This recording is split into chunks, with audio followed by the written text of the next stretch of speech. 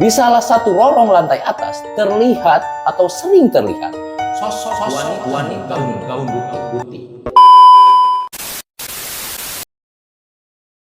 Halo semuanya, malam ini gue bakal bawa kalian masuk ke sebuah bangunan tua yang sudah jadi ikon kota Semarang.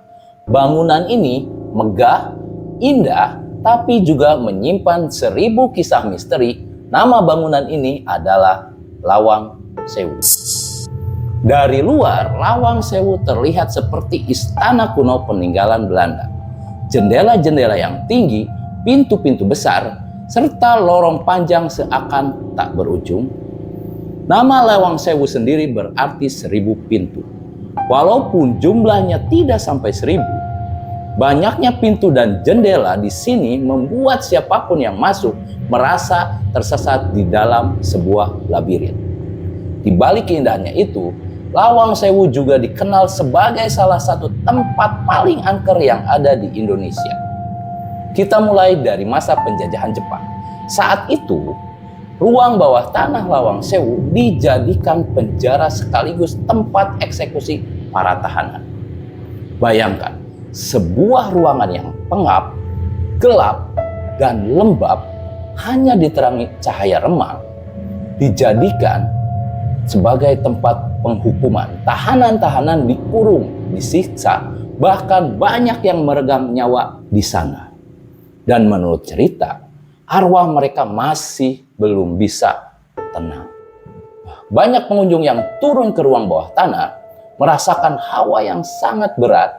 Ada yang tiba-tiba pusing, ada yang mendengar suara bisikan, bahkan ada yang melihat sosok hitam melintas cepat di sudut mata mereka.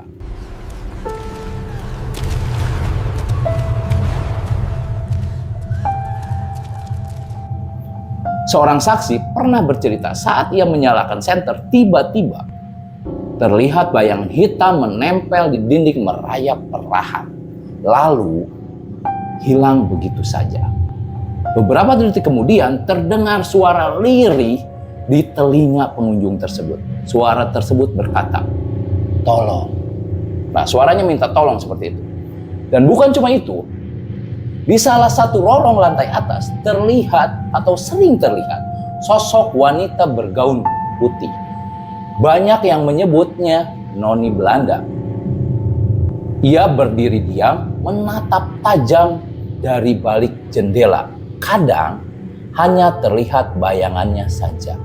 Kadang muncul wujudnya dengan wajah pucat dan mata yang kosong.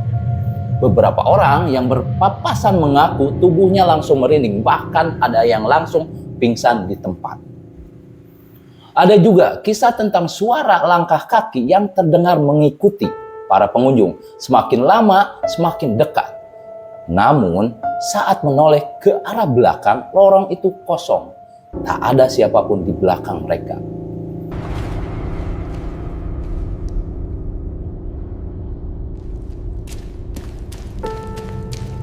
Bagi sebagian orang, Lawang Sewu hanyalah bangunan bersejarah.